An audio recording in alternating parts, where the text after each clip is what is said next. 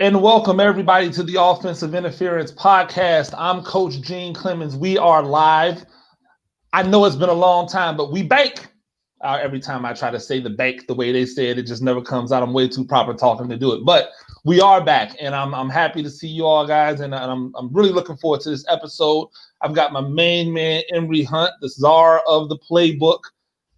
You know, Emory, thank you for joining me. Emory Hunt, football game plan. You know him. If you don't know him, follow him right now at F-Ball Game Plan. Make sure that you subscribe to the YouTube channel Football Game Plan, and make sure you check out that website, footballgameplan.com. E, thank you for joining me. Always a pleasure, Gene. Ready to talk some shop, bro. Absolutely. And we're going to get right into it. And I was really thinking about this when I was looking at the Coastal Carolina versus Liberty game. And it's two former FCS teams that have recently made a jump to FBS. And it got me thinking. And in our first down, it says, is North Dakota State's reign over the FCS a product of the East Coast and Southern teams bolting for the FBS? What do you think?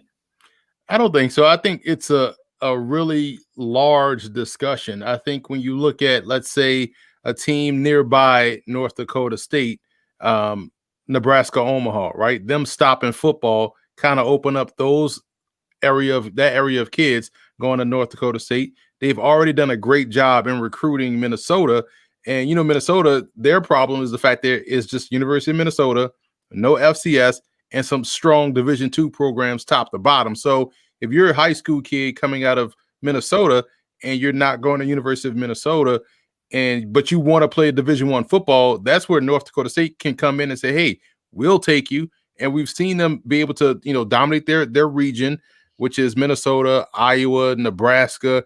And because of their success, they've been able to go down to Florida and get kids and go down south and get kids. This looks like how Nebraska looked in the 80s and 90s, if you remember, or how Colorado looked in the late 80s to early to mid 90s when they had a pipeline going from Louisiana to Boulder. So I think they're doing a great job of mastering their area, taking advantage of what's available to them. And because of their success, they've grown out to where they can now go and get guys from Florida, Georgia, Louisiana, so on and so forth. But is that a product of the fact that the top FCS schools that used to dominate the South are no longer there? Is that a product of the fact that Georgia Southern, which used to have a stronghold on the South for years, I mean, they got all of the Florida talent that fell through the gaps and went to Georgia Southern. Is that a product of Georgia State essentially just skipping over all kinds of steps and going right to the FBS, or some of these other teams like North Alabama, who decided that they were just going to try to skip right over that step? Is it a product that they're able to get this talent because they've had so much success, because they don't have to deal with a Southern school that's an FCS school, that has such a stranglehold over that talent in that area?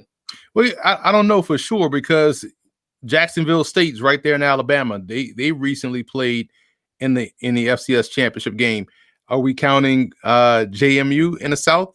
It's in Virginia.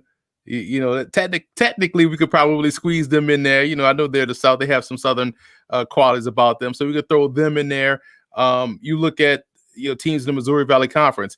Missouri technically would be the South. We're splitting hairs, but the Texas schools tend to do a good job of recruiting. You look at a team like Sam Houston State that has recently played in the FCS title game. You also look at other teams in the Southland Conference. Central Arkansas, that's another team that's a shortstop in between, the South and North Dakota State. Nichols, another team, that's really good, that has made a deep run in the playoffs. So you look at some of those schools that have had that success in the South. I think that's right there where I just think that they've done a good job of making sure they control what they can control, and that's getting the good recruits out of Minnesota, out of Wisconsin, because Wisconsin's the same way. One Division I school in Wisconsin, and then they don't even have D2s. It's straight D3. So they can go and rob Wisconsin and Minnesota, stack up that roster, especially along the line of scrimmage, and then go outside and get skill players. Just really to finish up though, like but because they're, and I won't say they're the only show in town, because South Dakota and South Dakota State do a really good job. And North Dakota North Dakota's not bad either. And then you have some of those other Northwestern schools that do well. It still seems like they're the only show in town, even though there's so much competition around them. It seems like they're the only show in town. Is it just because the easiest thing is to say, well, the culture's different. I think that's such a cop-out, though. Like, well, the culture's different. Well, how is the culture different? But is there something to be said about the way in which they do things at North Dakota State that's allowed them to have this type of success, whereas we see these Midwestern, Eastern, Southern schools, you see a school pop in and then a school pop out, or like you don't see the consistency like you used to see with Georgia Southern or with Marshall when they were dominating the FCS for the years that they were. I just think that because of how the FCS, there have been teams that have been really good that can go toe to toe with North Dakota State. We saw JMU beat them at Fargo. That's a Southern school. We saw Illinois State play North Dakota State in a title game. We've seen Sam Houston State do it. We've seen Youngstown State do it, same conference as North Dakota State. So I just think that they've done a really good job of making sure they can recruit their area first. I think that's just the biggest thing. It doesn't matter, because we've seen strong teams from Sam Houston State before. We've seen strong teams at Delaware. We've seen strong teams at Central Arkansas, Jacksonville State. But because they tend to, it also depends on what side of the bracket you tend to be on. But we've seen those teams kind of work their way to the title game and lose, whether it's to North Dakota State, whether it's to James Madison themselves, or Delaware or some school like that. We know the CAA is pretty strong, but they tend to cannibalize themselves because of how strong they are from top to bottom. Villanova is another team that has a really good program in developing guys. And so I think the Southern FCS, that's an issue in and of itself. And we'll see how that changes with, Jackson State, Alcorn State, FAMU and Bethune and Grambling and Prairie View, all those schools in that Southern area. That's a FCS program. And they're good ones. We'll see how they can kind of swing the pendulum back toward the Southern side, but we know they don't compete in the playoffs, but those are really good football teams. Absolutely. And I think it's important to note that that's a way that you can always attack being, significant.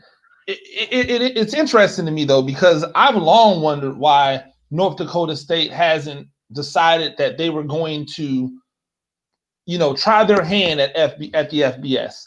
And I wonder if maybe it's something that's, financial. It's something that's within the structure of their school. And that brings me in the second down. Which route do you believe is more valuable to a university? Is it the North Dakota State model, where we're just going to dominate this level and make it to where we go down in history as the greatest FCS program of all time? Or is it the move to the FBS, get put into the group of five, and then end up like a Coastal Carolina or a Liberty or a Appalachian State, or your alma mater, Raging Cajuns, Louisiana Lafayette, where they're going, well, this team is good enough to compete with the big boys if they had that opportunity, and that's how you kind of bring the notoriety to the program. Well, for North Dakota State, they get the best of both worlds. They get to dominate their level, and when FBS teams schedule them, they beat them.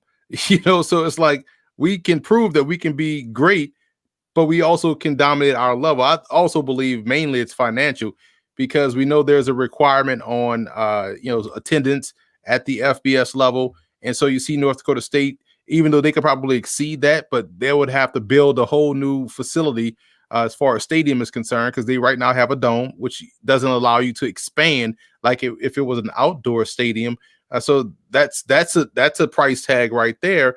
And I kind of like that motto of be where your feet are. They are able to dominate where they are. They continue to grow their brand. We see this a lot with basketball only schools. A school like Gonzaga, a school like Wichita State, who I think should bring back football, but they've been able to make themselves a very strong basketball school. You see other programs that are able to play just basketball and be fine there. In football, I kind of wish we go back to smaller regional conferences. And I think if you're Georgia Southern, the move was easier for you because you're able to find like-minded schools within your region. So you have a Georgia State, you have a North Alabama right there, even though they just recently jumped up to FCS. But you have Georgia State, you have schools in Florida that you can go and play, schools in South Carolina you can go play. So you kind of have a regional way to where even though you made the jump up, you still can go play at Kennesaw. You still can go play Georgia Tech, Georgia. You could kind of make do of where you are. North Dakota State moving up to the FBS. I mean, what's the closest FBS program near them? Minnesota, Iowa, Kansas. So they would have to join the Big 12, which means they would have to get an invite from the Big 12, which means the Big 12 is not going to invite North Dakota State because of their TV market. So I think they understand. Or the Mountain West. I think they could. I think there's an argument that they could join the Mountain West Conference and be at a level with those other teams within there. I've just always looked at it and said, man, you know what? How long can you just be the greatest at a level where you are without ever wondering if there's something else? Well, let's talk there. about Union and let's talk about Union. And remember how Northwest Missouri State dominated Division II for a strong bit, and Pittsburgh State. Let's talk to those programs because I would love to. I think the same thing for all those guys. I think Mount Union has done all they can do at the Division III level. There's nothing that they're going to do that people are going to go, oh my God, look at that, because they've done it all. It's almost now to the point where if they don't win a national title, it's a disappointing year. The same with the Wisconsin Whitewater when they were in their hay.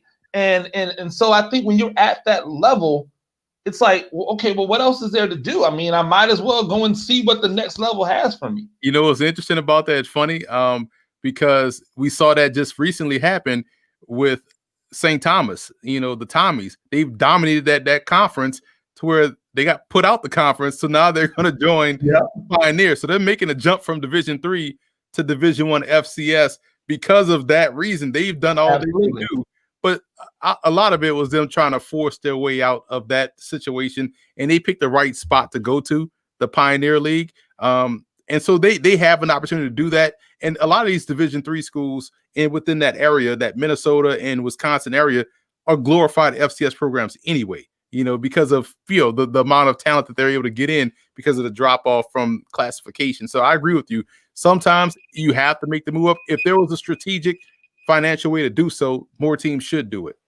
And I think the one thing that does work for North Dakota State is at the end of the day, they still have to worry about their enrollment, and they're competing with North Dakota and South Dakota State and all of those other Division II and NAIA programs that may be somewhere lurking in the area.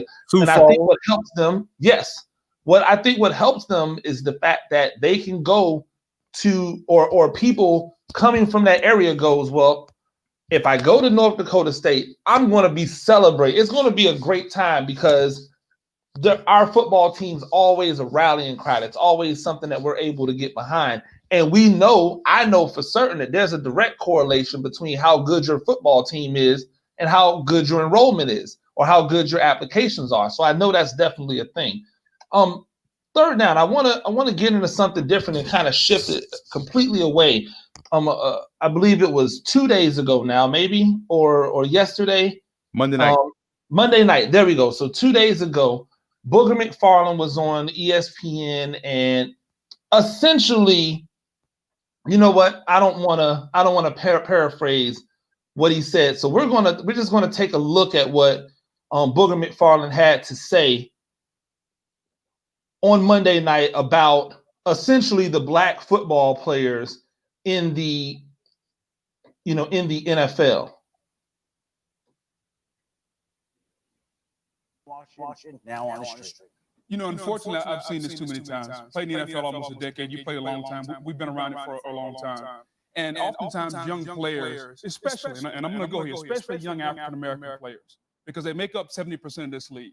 They come into this league and they ask themselves the wrong thing. They come into the league saying not, how can I be a better player? They don't say, how can I be a better teammate? They don't say, how can I be a better person? How can I get my organization over the hump? Here's what they come in saying. They come in saying, how can I build my brand better? How can I build my social media following better? How can I work out on Instagram and show everybody that I'm ready to go, but when I get to the game, I don't perform? Dwayne Haskins, unfortunately, is not the first case that I've seen like this. Yes. And it won't be the last. And it bothers me because a lot of it is the young African-American player. They come in and they don't take this as a business. It is still a game to them. They look at it as football. This ain't football, right. man. This is a billion-dollar business. Yes. It's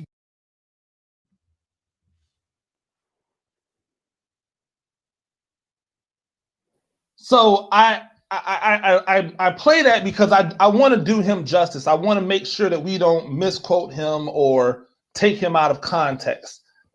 The first thing that really strikes a nerve with me is not that what he's saying is wrong.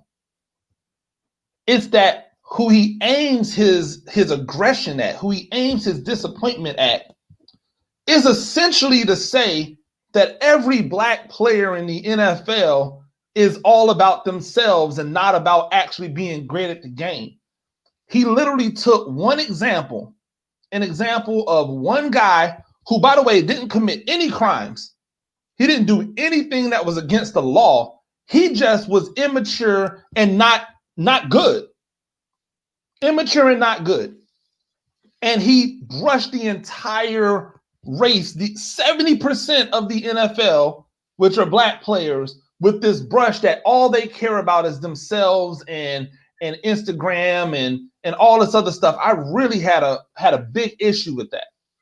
Man, I've never seen a Dwayne Haskins commercial. I've never seen it. I just saw Lamar Jackson on a commercial. He didn't even talk. So I just don't. What he said was completely off base. Obviously, you can't paint a fine line with a broad brush, and that's exactly what he did.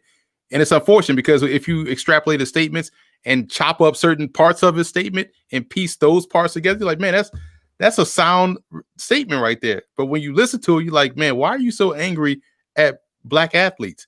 Because we are, as he said those statements, we were getting ready to watch a Monday Night Football game that's going to have about 45 Baker Mayfield commercials wrapped around it. Absolutely. And Absolutely. So Baker Mayfield is not the reigning MVP. Baker Mayfield it didn't rush for 1,000 yards at the quarterback position. He didn't even, have his team with a winning record. This is his first year with the winning record with that team, with him as a starting quarterback. So why have that issue with not with him, but with the black athlete? And at the end of the day, man, you can't. And what he did is what a lot of people do. They look at mistakes of one and use that as an example for the entire group, and that always happens to blacks and also other minorities. It happens to women in the industry as well. If one woman messes up, everyone wants to use her as an example of, see, that's why you can't bring women in, and so exactly. That's here's the difference though. E.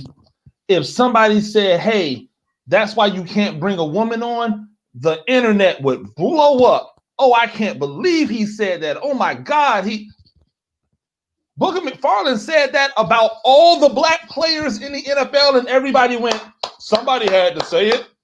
Well, you look at somebody, well, that's great. I'm sitting there going, but even I've even seen black people go, oh, well, he's dropping knowledge. And I'm like, no, he's not. What he did was he threw a blanket over everybody. So Dwayne Haskins is immature. Dwayne Haskins is immature. Okay. Name another black quarterback in the NFL that's immature. I'll wait. You won't find one. So what is this?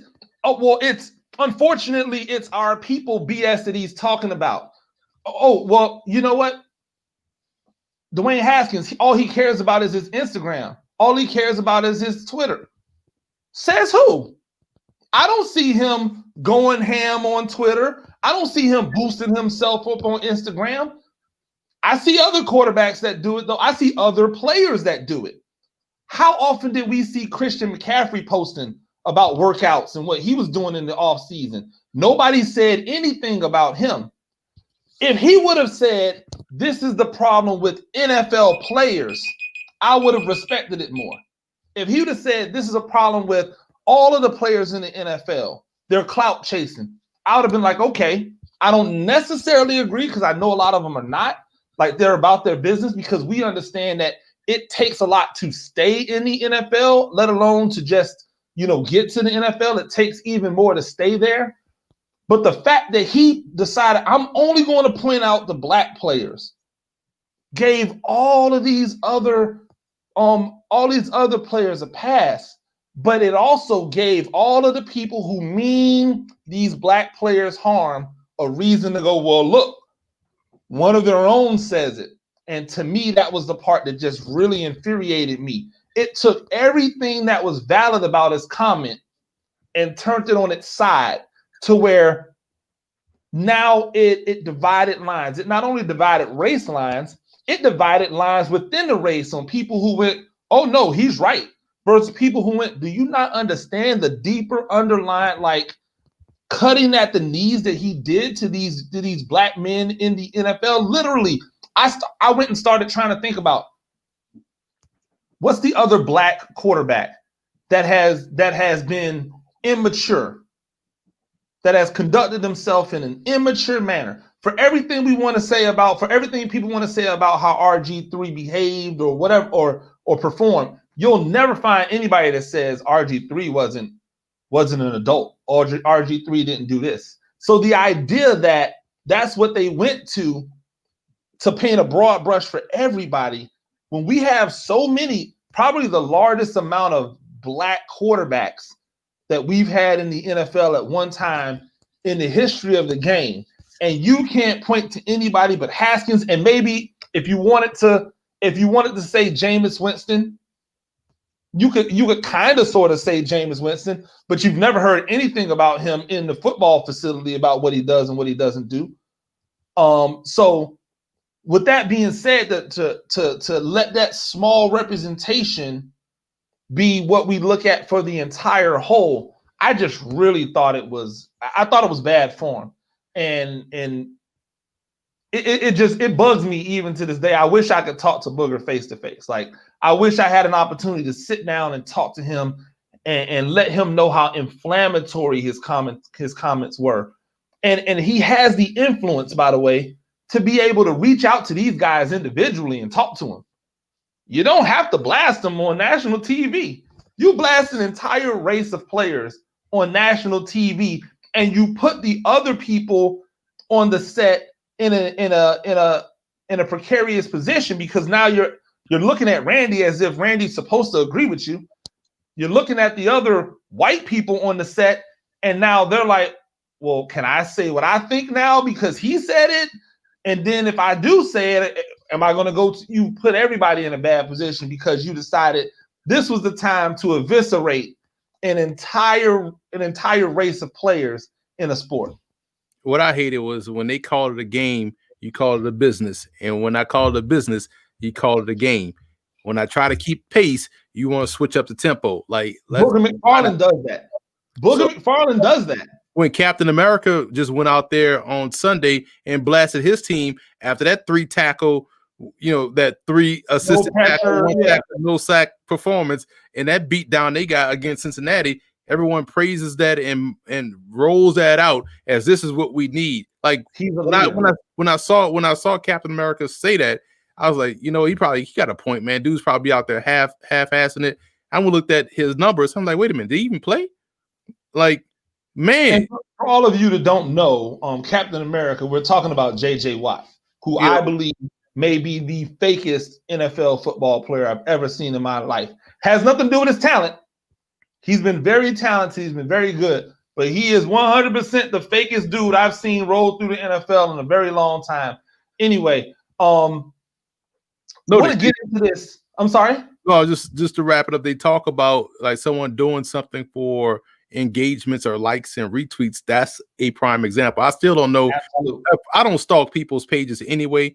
So I don't know if Dwayne Haskins has Instagram or what he is out there doing. So again, until I've never seen the Dwayne Haskins commercial, I've never seen him, stuff retweeted in my timeline stuff about stuff he says. I've never seen his Instagram videos that get retweeted or shared in people's stories. So you have to really be looking for something in order for you to say that. So that just I could never. I'm not a hater, so I don't understand a hater's perspective on things. No. So I can't view things from a hater's perspective.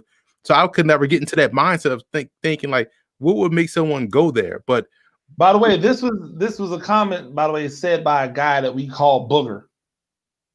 His literally, he has branded himself with a name and brought it into a professional setting. A billion, like you think that the NFL is $1 billion business. Mass media is $1 trillion business. And he brought Booger into the professional settings without any problems. He tweets all the time, and in his profession, that is not necessarily required of him to tweet, and actually holds his tweets against him if he says something wrong on there. Yet that man in that position with that type of influence took it upon himself to go, I'm just gonna burn every single black person in football because this is how they act. He didn't say this is how a few of them act.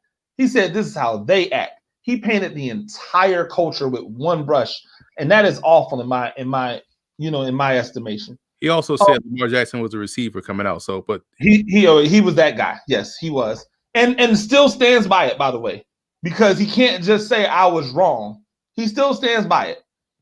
Fourth down. I'm gonna get you out of here on this one. As the transfer portals become more prominent, does the high school recruiting model need to change? And this comes on the heels of this season, where you've seen a lot of young men who had scholarship offers from colleges get their offers rescinded because the NCAA has granted an extra year of eligibility to everyone in college. But then you also look at it in this transfer portal, which used to be like a small thing, is now ballooned to thousands of kids. And these colleges are now saying, do I want a 18-year-old kid that I have to teach the college game, or do I want a 22-year-old kid that young man who understands the college game that could possibly help me win now? So with that, is it time for us to really look at redoing or restructuring the way this recruiting model is done? I think we've already kind of done that with the 2 signing days.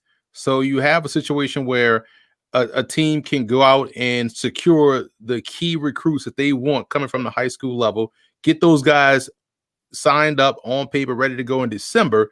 And then you leave yourself a little bit of leeway to get those guys that may want to grad transfer out after the bowl game or something like that with the February signing day. So I think we've already done that. I just worry about the transfer portal and guys just assuming that you just go in and all of a sudden I'm going to come out with an offer from a school. Like there's so many, it's like football purgatory you're sitting in. A lot of guys that don't have offers, and once you leave or let it be known you want to transfer, they pull your scholarship and they don't have to give it back.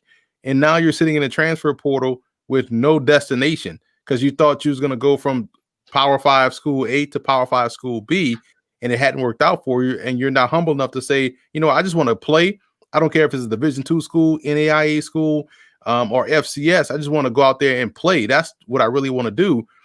But it also shows you some people may just be enamored with the whole process and don't really like football like that. And we both know, we both play college ball. You know how it is, what you thought college football was going to be. And when you actually got there, like the amount of work that it takes to put in, and, that competition level that increases no matter what level you play at.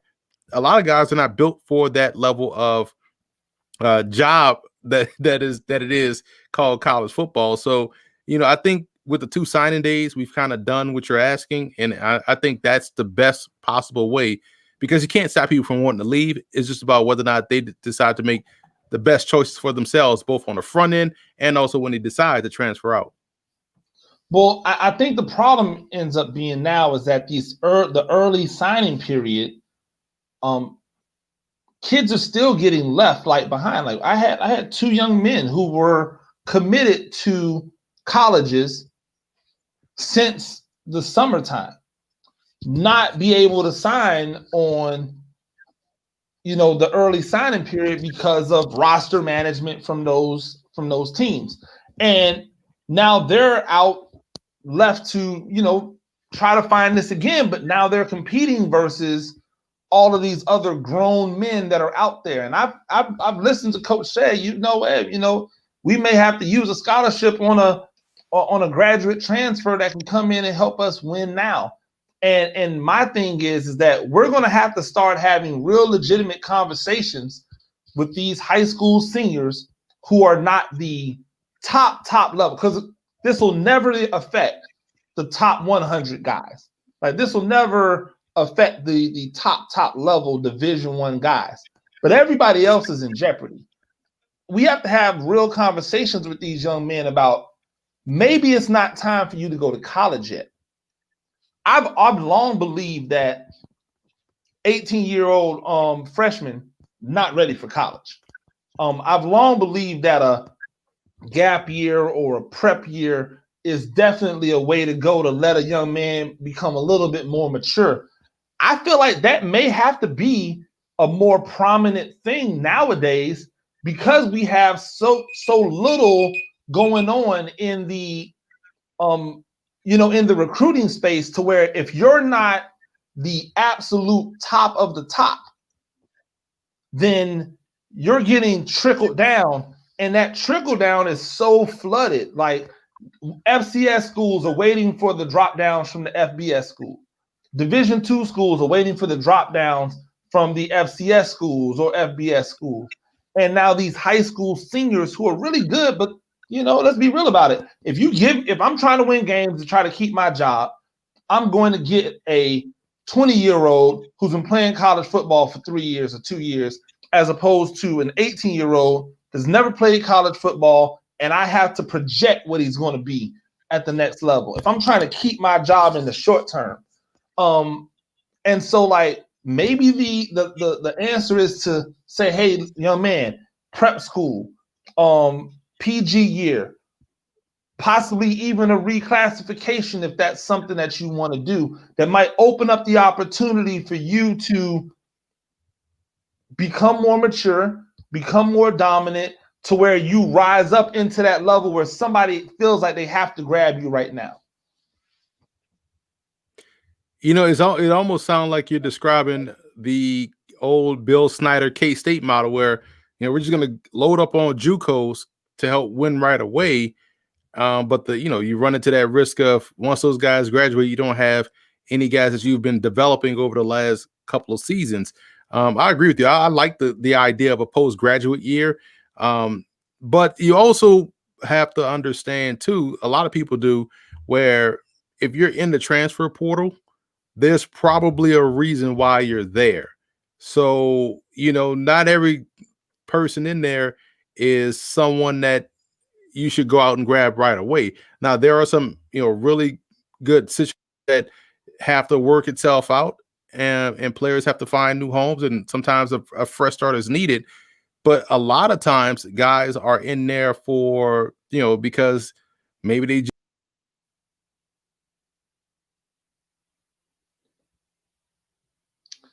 And I don't know what happened. We just lost Emory. I'm going to assume that he, plopped out of there really quick. I hope everything's okay with Emory. And again, I think that what he was talking about was this idea of the fact that if you're in the transfer portal, you're probably there for a reason. And that's because either one, you haven't made the impact that they're looking for you to make at that level, and maybe you need to think about a lower level, or maybe you just need to wait your turn because things are there. And I think you see with the transfer portal, a lot less people willing to wait their turn and really sit back behind whomever's in front of them and go from there. So definitely something to think about. I think we actually just got rejoined by Emory. Emory, you back with us? Yeah, I'm back. Yeah. All right. You want to finish off your point? Oh, I was just saying, like it sounds like that JUCO model that Bill Snyder was doing down at Kansas State. I agree with you. I like the PG year. And sometimes when we look at the transfer portal, sometimes guys are in there for a reason. So just because you go in there doesn't mean you're worthy of someone else wanting you, and you got to go in there for the right reasons. But I do think the high school student athlete has to do a better job of finding the right school, like the school, not the coach. And then that way, whether you have a coaching change or what, that's the school that you want to be at. Also, just be honest with yourself and open your doors to, don't get hell bent on one school. Give everybody an equal opportunity. That way you can find the best fit for you and just go there. So therefore you won't have this mass exodus of people in the transfer portal. No, and I 100% agree with you. And before we get out of here, we want to say thank you as always to our sponsor, Say Less Sports Tees. If you have not gotten your Unapologetically Black shirt or hoodie, please go there, saylessports.com. That's saylessports.com. You can find it in the comments. Also, you'll find the link to go and subscribe to footballgameplan.com's YouTube page in the comments. Follow Emory Hunt at FBallGamePlan. You can follow me on Twitter or Instagram or anywhere at Gene Clemens. This has been the Offensive Interference Podcast, episode 4. Emory, I appreciate you joining me, man. Appreciate you having me, man. Always. Absolutely. And until next time, y'all stay true to yourselves, and we'll see you on the other side of the new year.